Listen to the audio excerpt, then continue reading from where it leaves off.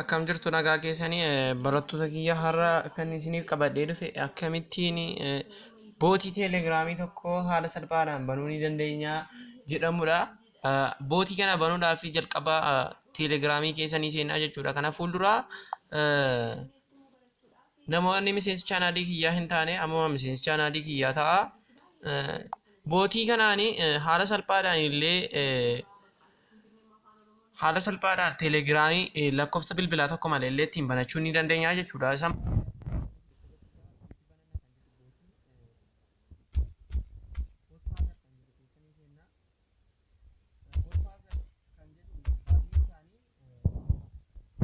Sobaadha kunoo bootfaazariin dhugaan isa lammaffaa irra jiru kana yookaan isa raayitii qabudha jechuudha.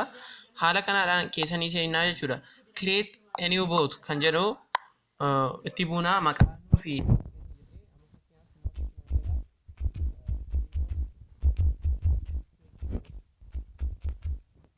kanan itti ergaa jechuudha. Amma immoo liinkii isaanitti ergisiin jedhee simoo jenna teeknoo boot dirqama bootiin biraati hafuun qabu jechaadha.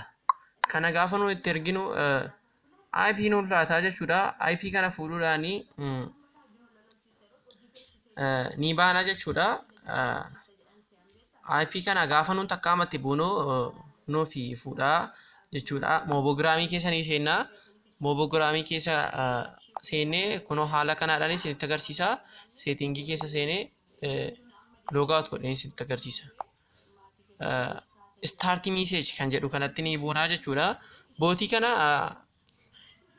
lakkoofsa bilbilaa kan malee teelegiraamii banachuu ni dandeenya jechuudha. Log with bot isa kanatti ni buunaa jechuudha. Kanaan booddee liinkii sila takkaatti buunee koppii nuuf ta'e peest irratti goonaa jechuudha. Peest irratti goonee raayittii ishee gubbaa jirtutti ni buunaa jechuudha. Kunootti haala salphaadhaanii jechuudha. Utuu lakkoofsa bilbilaa keenya hin gashiin utuu eenyu maqaa keenya hin beekin bootii dhaanii banachuu dandeenyeerra jechuudha. Teelegiraamii mataa keenya banachuu ni dandeenya jechuudha. Liinkii sana namatti erguudhaan nama wajjin haasa'uu ni dandeenya karaa salphaa jechuudha. Amma fakkeenyaaf kilaasii kan kootiidhaan inni deemee isinitti agarsiisaa jechuudha. Liinkii silaa ani godhe keessa seenuudhaan isa keessa ni deema. As keessa seenuudhaan ni barbaannaa jechuudha. Maal jechuudhaan barbaanna? Simoo sanuuni sila goone jechuudha. Simoo teeknoo dhiifama bilbilli bitaa jira. Teeknoo boot ni barbaanna. Haala salphaadhaan jechuudha. Kunoo isa lammaffaa kanarra jirudha.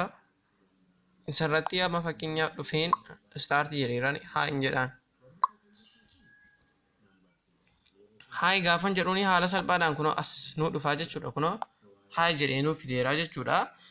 Bootii teelegiraamii kanan banee lakkoofsa bilbilaa tokko malee ittiin banee jechuudha. Haala salphaadhaan lakkoofsa bilbilaa tokko malee teelegiraamii banachuu ni dandeenya jechuudha. Namoonni maatii chaanaalii keenyaa hin ta'in ammuma gara chaanaalii kiyyaatti dhufuudhaan sabskiraayib godhaa maatii chaanaalii keenyaa ta'a. Viidiyoo kana immoo laayik gochuu hin dagatinaa isiniin jedhaa galatooma.